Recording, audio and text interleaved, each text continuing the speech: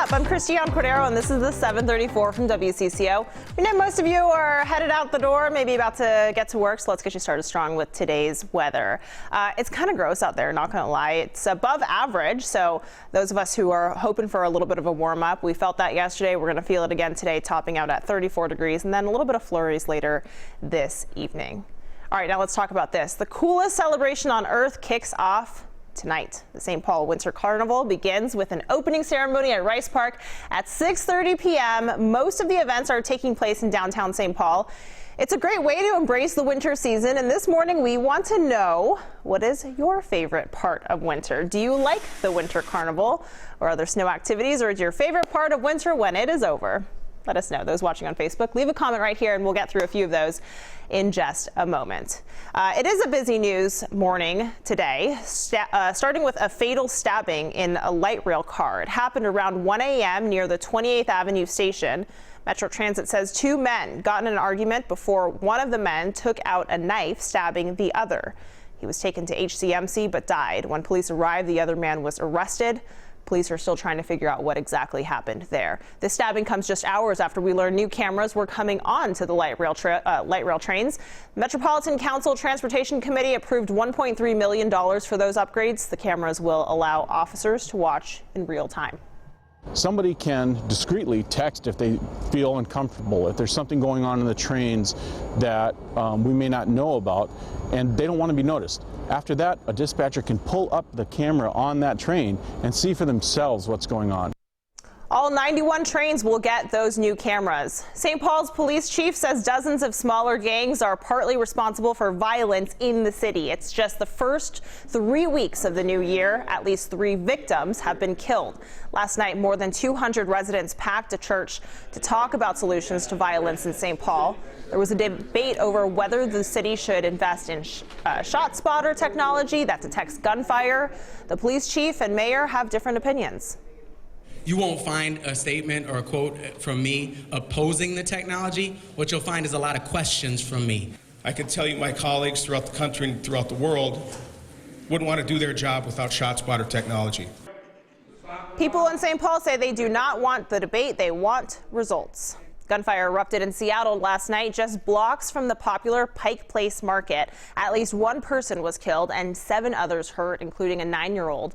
Police say multiple people opened fire after some kind of dispute, and the people responsible remain on the run. Police say no one is under arrest at this time. This is the third shooting this week in downtown Seattle. Tragic news out of Australia overnight as well. 3 American firefighters died after their water tanker aircraft crashed while battling those wildfires down there. Officials say they were the only 3 people on board that plane. It's unclear what caused that crash. China is making drastic measures to stop coronavirus from spreading. We're also learning that they're running out of supplies to stop it. The country sources products like face masks from 3M, which is based right here in the Twin Cities. Right now, about 600 people in China have been infected. 17 people have died. China has closed off the outbreak city of Wuhan in an effort to stop the virus from spreading. The city has a population of more than 11 million people. House managers will be back in the Senate today for the second of their 3 days of opening arguments. On the Senate floor yesterday was lead manager Adam Schiff. He began building the House's case for Trump's impeachment. A hot topic continued to be new witnesses. Neither side is budging on the issue. The president's legal team is expected to present its case on Saturday. Democratic presidential candidate Mike Bloomberg returns to Minnesota today. The billionaire is holding a campaign event in North Minneapolis. Bloomberg is one of a dozen Democrats running for this party's nomination this year. Meanwhile, Congresswoman Ilhan Omar kicks off her 2020 re-election campaign today. She's holding an event with Attorney General Keith Ellison in Minneapolis tonight. Omar succeeded Ellison to represent Minnesota's 5th congressional district, and she won the seat with 78% of the vote in 2018. FedEx and Amazon are warning customers about a nationwide scam involving text messages. It's disguised as a tracking code for a package that's going to be delivered. Users are asked to enter their delivery preferences and provide their personal and credit card information. FedEx says it never sends unsolicited texts or emails to customers, so watch out for that. We'll find out today how close we are to the end of the world, metaphorically at least. Scientists will reset the Doomsday Clock today. closer it's set to midnight, the closer they say we are to the end of Earth as we know it. The threat of nuclear weapons and climate change are main factors this year in where the clock is set. Okay. Mr. Peanut is dead. Planters killed off its mascot in an apparent effort to build some suspense leading up to the Super Bowl, which is in just a couple of weeks. He is 104 years old, and he was killed in a car crash. So, of course, they're hoping that people tune in to the Super Bowl and watch their commercial, and will learn about how that happened. Yeah, 104 years old. R.I.P. Mr. Peanut.